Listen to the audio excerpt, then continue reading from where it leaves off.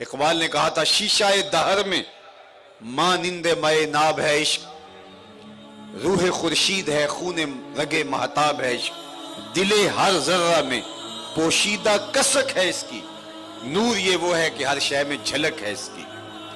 آؤ میں تمہیں محبت کی ایک انوکھی داستان سناؤں۔ یار ابو بکر صدیق کا سینہ تو حب رسول سے بھرپور ہو گئی ہوگا، فاروق اعظم کے سینے میں حضور کی محبت تو موجود ہوگی ہی ہوگی، بلال حبشی تو حضور کی محبت میں تڑپتے ہی ہوں گے، ویسے کرنی کا سینہ تو بھرا ہے حضور کے پیار سے، جامی کا سینہ تو سلگ رہا ہے حضور کے پیار سے۔ لیکن میں تمہیں کہانی سناؤں ایک ایسے سینے کی، جب کسی شخص کا دل سخت ہو جائے تو کہہ دیا جاتا ہے یہ پتھر دل ہے، یہ سنگ دل ہے، پتھر دل ہے۔ لیکن آؤ تمہیں ایک پتھر کی کہانی سناؤں۔ پتھر دل، سنگ دل، یہ کسی کے لیے ہو سکتا ہے، لیکن حضور کی محبت سینہ سنگ میں بھی موجود ہے، پتھر کے رگ و ریشہ میں بھی محو نفوس ہے۔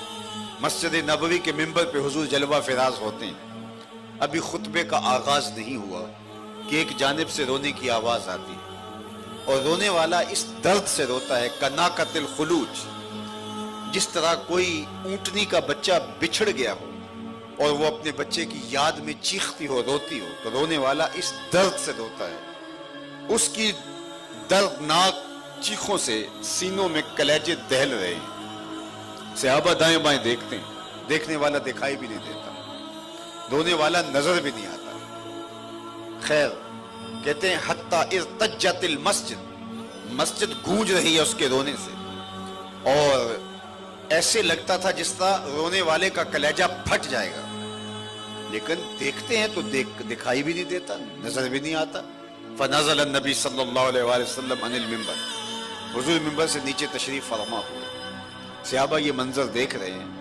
حضور ایک سمت چلے، کھجور کا ایک خشک تنا پڑا تھا، آقا کریم نے جا کے اس کو اپنی آغوش میں سمیٹ لیا، اپنی باہوں میں لے لیا۔ رونے والا بھی نظر آ گیا کہ کون رو رہا ہے، خشک تنا تھا جو حضور کی جدائی میں رو رہا تھا۔ حضور واز کرتے تھے تو یہ تنا تھا، اس کے ساتھ ٹیک لگا کے واز کرتے تھے۔ آج پہلے دن منبر بن کے آیا تو اس کو ایک سمت رکھ دیا گیا کہ ضرورت نہیں رہی، اور حضور منبر پہ بیٹھے۔ یہ حضور کی جدائی کا صدمہ برداشت نہیں کر پایا، تو آقا کریم علیہ السلام واز کرنے لگے تو تڑپنے لگا۔ حضور اترے اور جا کے اس کو اپنی آغوش میں سمیٹا۔ جس طرح بچھڑا ہوا بچہ ماں کی آغوش میں آئے تو اس کی ہچکیاں بن جاتی ہیں، تو اس تنے کی یوں ہچکیوں کی آواز آنے لگی، اس کی وہ چیخیں ہچکیوں میں، سسکیوں میں تبدیل ہونے لگی۔ آقا کریم اپنا دست برکت اس تنے پہ پھیرتے رہے اور اس کی چیخیں اور سسکیاں تھمنے لگی، حتیٰ کہ وہ خاموش ہو گیا۔ آقا کریم اس کو خاموش کروانے کے بعد دوبارہ منبر پہ جب تشریف فرما ہوئے تو صحابہ کی نظروں میں استعجاب تھا، حیرت تھی، سوالات تھے کہ یہ کیا ماجرا ہے، کبھی درخت بھی روئے ہیں اور وہ بھی کٹے ہوئے خشک درخت۔ تو صحابہ کی آنکھوں میں یہ سوال دیکھ کر کے حضور نے فرمایا لو لم افعل ہاکذا لہن الی یوم القیامہ، صحابہ اگر میں منبر سے اتر کے اپنے عاشق زار کو یوں تسلی نہ دیتا یہ قیامت تک روتا ہی رہتا۔ تو خشک تنا بھی حضور کی محبت میں، حضور کے پیار میں آنسو بہا رہا ہے اور سسکیاں لے رہا ہے۔ میں نے سنگ دلی کی بات کی تو حضور کا مبارک قدم جب احد پہاڑ پہ آتا ہے تو وہ جھوم اٹھتا ہے، تو آقا کریم علیہ السلام نے فرمایا احد جبل یحبنا ونحبہ، احد ایسا پہاڑ ہے جو ہم سے پیار کرتا ہے، ہم اس سے پیار کرتے ہیں۔ تو جب پتھر ہو کے حضور سے پیار کرے، درخت ہو کے حضور سے پیار کرے، جانور حضور سے پیار کرے، وہ جانور جو حضور کے گھر میں رکھا ہوا تھا جس کو امام احمد بن حنبل نے اپنی سند سے روایت کیا ہے، کانا وحشن لآل محمد صلی اللہ علیہ وآلہ وسلم، حضور کے اہل خانہ کے پاس ایک چھوٹا سا ممولہ تھا، جب آقا گھر ہوتے تو وہ کسی کونے کھدرے میں بیٹھ کے حضور کو تکتا رہتا، اور جب آقا کریم گھر سے باہر تشریف لے جاتے اس طرح مضطرب ہو جاتا، کبھی دیوار پہ، کبھی چھت پہ، کبھی دروازے پہ، کبھی صحن میں، وہ عجیب بے چینی سے ادھر ادھر گھومتا رہتا اور جب آقا دوبارہ گھر تشریف لے آتے تو پھر ایک کونے میں بیٹھ کے حضور کو دیکھنے لگ جاتا، اس کے دکھی دل کو قرار آ جاتا۔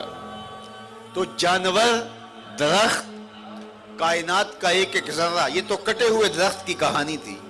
آؤ میں ایک ایسے درخت کی کہانی سناؤں جو حضور سے پیار کرتا ہے۔ یعلا بن مرہ رضی اللہ تعالیٰ عنہ فرماتے ہیں ایک غزوے سے واپسی تھی کہ راستے میں حضور نے استراحت فرمائی اور میں ہاتھ میں تلوار لیے حضور کے پہرے کے لیے کھڑا ہو گیا۔ دور صحرا میں ایک درخت تھا، اس نے ہلنا نہیں شروع کر دیا۔ خیر تھوڑی دیر کے بعد وہ اپنی جگہ سے اکھڑا اور اپنی شاخوں کے بل چلتا ہوا آ کے میرے برابر کھڑا نہیں ہو جاتا۔ تھوڑی دیر کھڑا رہا اور پھر واپس جا کے جہاں سے وہ نکل کے یہاں آیا تھا وہیں جا کے نصب ہو گیا۔ میرے لیے بڑے اچنبے کی بات تھی، لیکن چونکہ میں اکیلا تھا تو میں کس سے بات کرتا۔ خیر حضور بیدار ہوئے تو میں نے سلام عرض کرنے کے بعد حضور سے جو پہلی بات کی وہ یہی تھی۔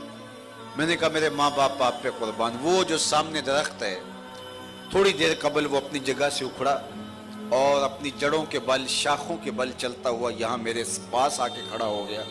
تھوڑی دیر کے بعد پھر واپس جا کے وہاں نصب ہو گیا۔ حضور نے حیرت کا اظہار نہیں کیا، میں تو سویا تھا، کیا کہانی ہوئی ذرا تفصیل سے سناؤ، نہیں، بلکہ حضور نے فرمایا ھذہ شجرۃ استاذنت ربھا، فرمایا یہ درخت ہے جس نے رب سے اجازت مانگی تھی، مالک تیرا محبوب نیڑے آیا ہے، میں سلام نہ کر رہا ہوں، اللہ نے اجازت دے دی تھی، یہ مجھے سلام کرنے کے لیے آیا تھا۔ تو درخت ان کے حضور حاضر ہوں، سلامیاں پیش کریں، پتھروں کے کلیجے حضور کے لیے تڑپیں، خشک تنے یاد میں روئیں، اور پرندے حضور کی محبت کے اندر تڑپ تڑپ کے اپنی عقیدتوں کا اظہار کریں۔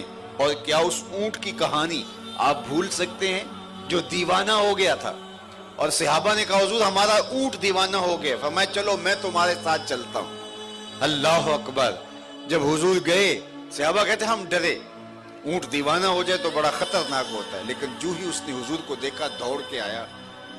ہم خوف زدہ تھے لیکن اس نے آ کے اپنی پیشانی حضور کے قدموں میں رکھ دی اور سجدہ ریز ہو گیا۔ اس منظر کو دیکھ کر صحابہ نے کہا نحن احق ان نسجد للنبی صلی اللہ علیہ وآلہ وسلم، حضور ہمارا جی چاہتا ہے کہ ہم بھی آپ کو سجدہ کریں، یہ جانور ہو کے آپ کے سامنے سجدہ ریز ہے تو ہم تو انسان ہیں، سینے میں دل رکھتے ہیں، تو ہم آپ کو سجدہ کیوں نہ کریں؟ فرمایا میری شریعت نے تعظیم کے سجدے کو بھی منع کر دیا ہے، اور اگر جائز ہوتا تو میں بیوی کو حکم دیتا کہ وہ شوہر کو سجدہ کیا کرے۔ تو درخت سجدہ کریں، جانور سجدہ کریں، شمس و قمر، چاند سورج ستارے، پتھروں کے کلیجے حضور کے لیے تڑپ تڑپ کے آرزویں اور تمنائیں کریں۔ یار جب فطرت کا زمانہ آیا اور سورۃ الضحیٰ کی نزول سے قبل 17 دن، 25 دن یا 40 دن تک وحی بند ہوئی تو آقا کریم تو بے چین ہوئے ہی ہوئے۔ تو جب وحی لے کے جبریل امین حاضر ہوئے تو حضور نے فرمایا کہ جبریل اتنے عرصے بعد آئے ہو تو کیا تم ہم سے اداس نہیں ہو گئے؟ تو عرض کی یا رسول اللہ میں تو عبد معمور ہوں، اللہ کے حکم کا پابند ہوں، ورنہ تو میرا جی ہی نہیں لگ رہا تھا۔ اور مولانا حسن رضا نے یہی کہا بے لقائے یار ان کو چین آ جاتا اگر بار بار آتے نہ یوں جبریل سدرہ چھوڑ کر۔ تو فرشتے تڑپ رہے ہیں، ان کی ایک جھلک دیکھنے کے لیے بےتاب ہیں۔